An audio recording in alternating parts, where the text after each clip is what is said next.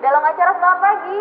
Semangat, semangat, semangat. Luar biasa nih pemirsa, kali ini saya tidak sendirian, tapi sudah ada di Semangat Pagi, telah hadir di Semangat Pagi. Saya perkenalkan juru bicara yang pertama di sini ada Bapak Yanto Supriyanto SPTMP. Beliau yaitu Sekretaris Dinas Peternakan dan Perikanan Kabupaten Ciamis. Selamat pagi Bapak. Selamat pagi Bu. Dan juga sudah ditemani pula nih sama Dr. Asri Kurnia MP.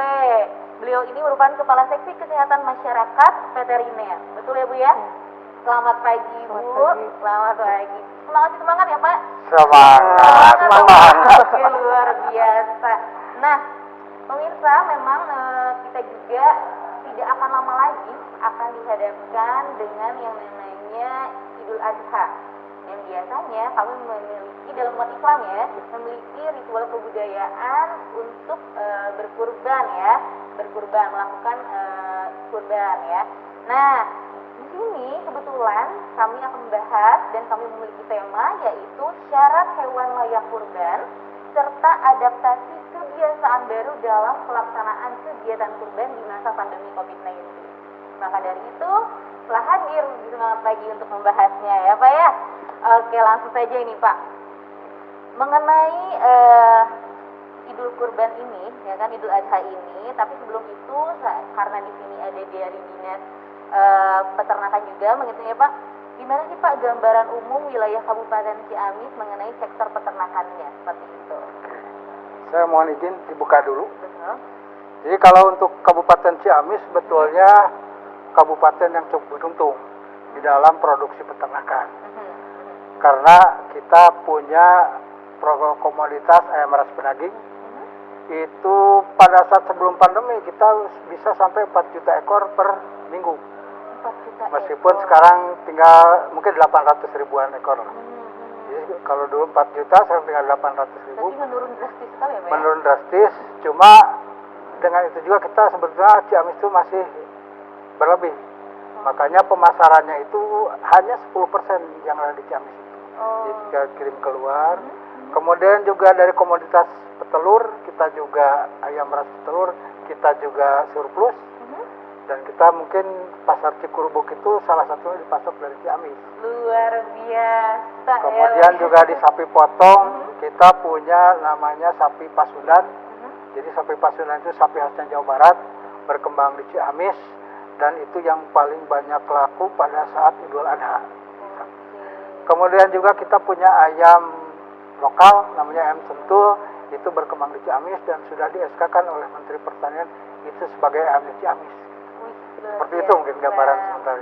Berarti ini sangat-sangat aktif sekali ya para pelaku usaha bisnis di bidang peternakan dan perikanan ini gitu ya Pak ya? Alhamdulillah kalau di Ciamis seperti karena itu. didukung oleh Kepala Dinas dan juga Sekretaris Dinasnya yang luar biasa juga nih Pak. Betul. Amin. Alhamdulillah ya Pak ya.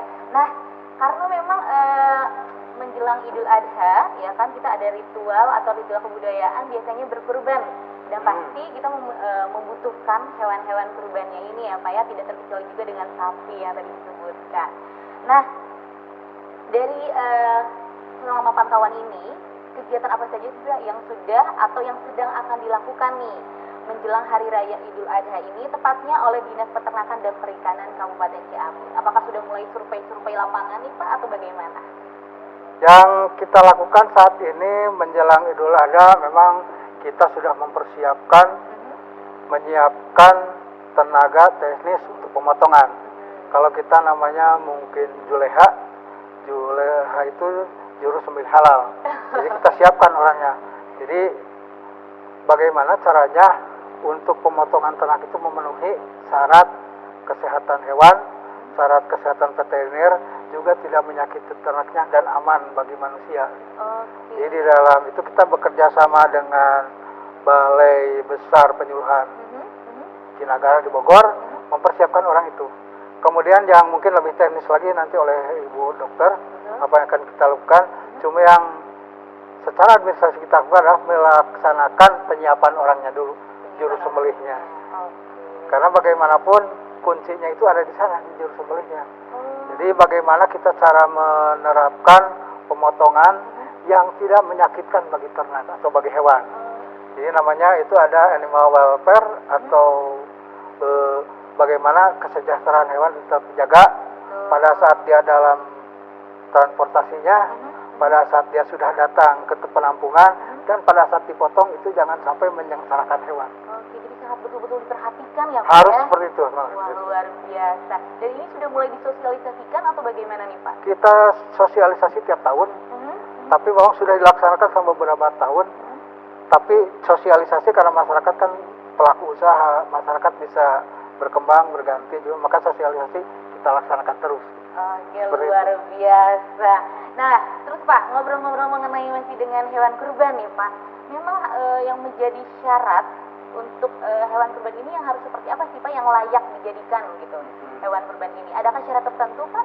Kalau kita merujuk kepada Peraturan Menteri Pertanian nomor 114 tahun 2014 bahwa setidaknya ada 3 syarat hewan itu bisa dijadikan hewan kurban.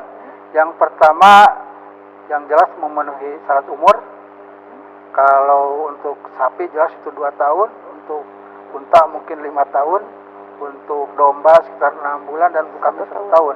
Itu jelas memenuhi syarat itu umur. Yang keduanya tidak cacat, dan yang ketiganya itu termasuk kriteria ternak yang dapat dikurbankan. Ada unta, ada sapi, ada domba, ada kambing. Betul. Itu syarat yang syarat umum, utama. Syarat utama betul ya, ada 3 seperti itu. Nah, untuk Bu Dokter nih Bu, kan tadi sudah disinggung juga mengenai syarat-syarat hewannya gitu ya. Terus kalau misalnya dikategorikan kan ada yang katanya harus sehat, itu harus sudah jelas ya Bu ya, harus sehat hewan kurbannya. Nah, yang bisa dikategorikan hewan sehat ini seperti apa sih Bu? Bagaimana cara melihatnya gitu loh Bu? Mohon izin dibuka juga. Boleh Bu. Memang betul, tadi sudah disampaikan oleh Pak Sekdis bahwa syarat sah kurban salah satunya harus sehat. Bagaimana kita bisa melihat sapi ataupun domba kambing itu sehat? Itu bisa dilihat dari penampakan luar, itu bisa dilihat dari mata, kemudian cara berdiri, kemudian tidak pincang, kemudian tidak sakit ya, tidak keluar ingus mungkin dari hidung, kemudian dari anus, tidak mengeluarkan diare, tidak sedang sakit ya.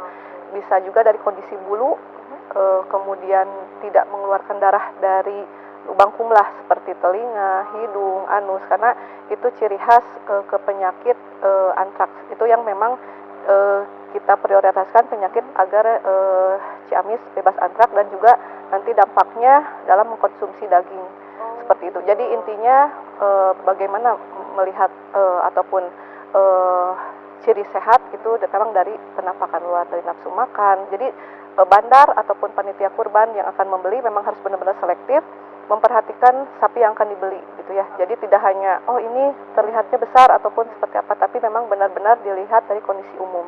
Kalau memang diperlukan kondisi pengecekan suhu itu lebih bagus. Jadi harus dalam kondisi suhu normal. Oke.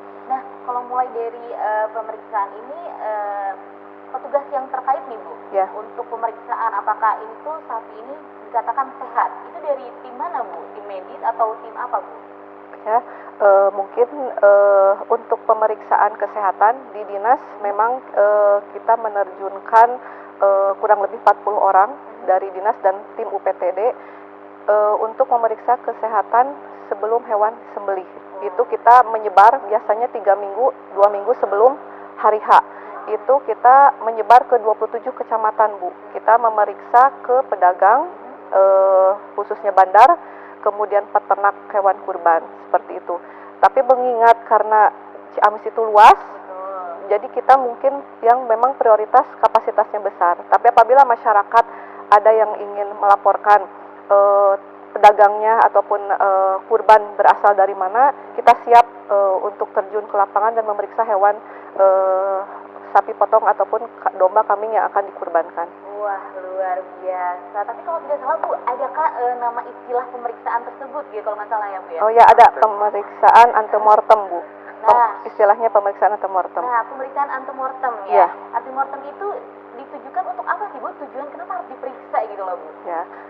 Tujuan pemeriksaan kesehatan sapi potong ataupun domba kambing sebelum disembelih agar meyakinkan jadi hewan tersebut memang layak untuk disembelih dari sisi sehatnya. mengingat sekarang menjelang kurban, jadi mungkin ada pemeriksaan lain selain kesehatan. Tadi betul menurut Pak Sekdis bahwa menurut syariat Islam, fatwa MUI dan Permentan memang harus diketahui juga syarat lainnya seperti cukup umur. Karena umur itu mempengaruhi syarat sah kurban. Jadi harus kita juga melaksanakan pemeriksaan umur dengan pengecekan gigi, di mana ditandai dengan sepasang gigi tetap, baik itu pada kambing domba ataupun sapi. Intinya sepasang gigi tetap, itu minimal usia. Kemudian pengecekan lainnya tidak cacat, kemudian tidak kurus, dan diutamakan jantan. Mungkin itu. Oke, karena itu ya. Jadi itu syarat-syaratnya. Jadi pemeriksaan antemortem itu tertuju pada itu ya. Ya, untuk sehat dan layak untuk disembelih. Betul, dan bisa dikonsumsi oleh masyarakat. Oleh masyarakat, iya. Juga ya. Nah, ini untuk Bapak nih Pak, mengenai data pemotongan atau hasil pemeriksaan ante dan postmortem ini pada tahun lalu ini seperti apa nih Pak? Apakah semuanya sapinya udah layak potong, tidak ada pengecualian apapun, misalnya tidak ada yang sakit seperti itu? Jadi berdasarkan pemantauan yang tahun kemarin 2020 bahwa pemotongan hewan kurban di Ciamis khusus untuk sapi itu di atas 4.000, kalau tidak sekitar 4.400 sekian lah. Itu memang tidak semuanya sapi yang datang ke Ciamis itu layak untuk dipotong. Data yang ada di kami bahwa hampir setengahnya itu memang tidak layak. Akhirnya kalau tidak layak ya kita tidak berikan cap aman. Biasanya cap S atau mungkin ada tanda lain lah itu.